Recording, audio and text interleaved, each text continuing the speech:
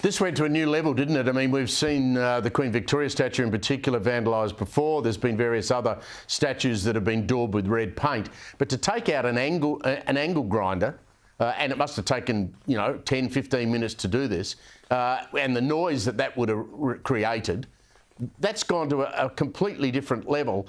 And we're in the hands here of some very dangerous people. Yeah, look, I mean, if people are turning to angle grinders to take down statues, what's next? You're absolutely right on the money, Steve. The fact that police didn't get there in a timely manner, the fact that this was allowed to happen, there needs to be a full investigation. The statue needs to be returned back to its original state immediately. The government should step in. And I know we keep having this debate around Australia Day. If Labor want to change Australia Day, then they should simply do so and say so and not hide behind this kind of stuff. I mean, I'm sick as a proud Australian of having been made to feel guilty for celebrating our National Day.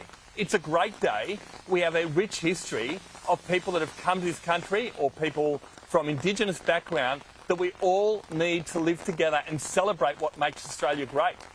The fact that so many councils at the moment will not be celebrating a citizenship ceremony, which I know so many citizens that have come to this country value doing that on Australia Day because it is such an important thing for them. I know that this particular action is vandalism. It has no place in Australia. It's un-Australian. And I think what we need now is consequences because it's a slippery slope, Steve. You and I have spoken about this kind of thing before. We can't have a situation where people can get away with this. I mean, quite frankly, you can think of so many other things that people might have an attack on and you'd have police stepping in, the government stepping in straight away. This is history that these vandals, these fools want to erase. They want to completely rewrite history and we must not let them win because ultimately this is so important to us. It's a rich part of our fabric. We should be celebrating Australia Day. I know tomorrow I will be wearing my Australia Day tie, which I've been doing for 13 years as a Member of Parliament, attending citizenship ceremonies and celebrating with a Barbie like others. People will choose to do and celebrate Australia Day in so many different ways. Let's do that. Let's be proud Australians, but let's not allow these fools to win. And police must step in, there must be consequences and the statue must be resurrected. Congratulations on the tie, that's a great gesture.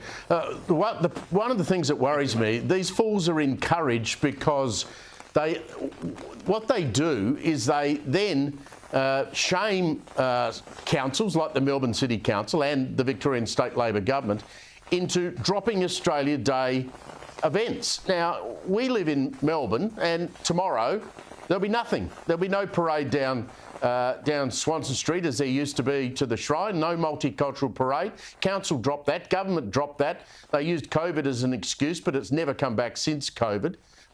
There's nothing happening here. I think there's some minor event that takes place in Federation Square, and that's just about it. That's pathetic from a city that is about to become Australia's biggest city. Well, again, you're absolutely right. There are so many, particularly new Australians that come here and are just amazed that we don't hold in such high esteem our National Day. They do it in so many other countries, yet Australia, we're in a situation in Melbourne, it becomes a situation where people unfortunately are made to feel guilty for celebrating it.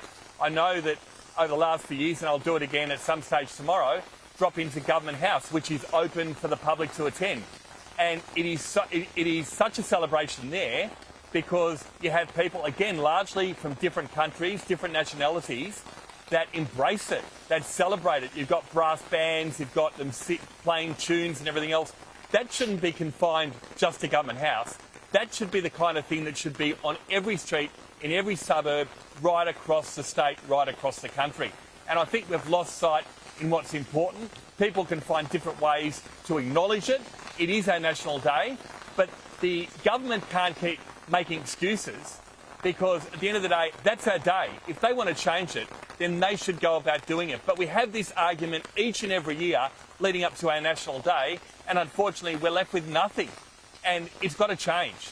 It's got to change. We've got to be able to be proud to celebrate our National Day and understand what a wonderful contribution so many have made right across the board, whether it be Indigenous, whether it be people from multicultural backgrounds, people that have been here a number of generations. That is what has made our great country so great. We should be celebrating that. This is the best country in the world. We should not be ashamed of it. We should be out and about on this important day, Australia Day, and celebrating Australia for what it is. Good on you. I'll let you get out of the rain. David Southwick there, Deputy Opposition Leader in Victoria.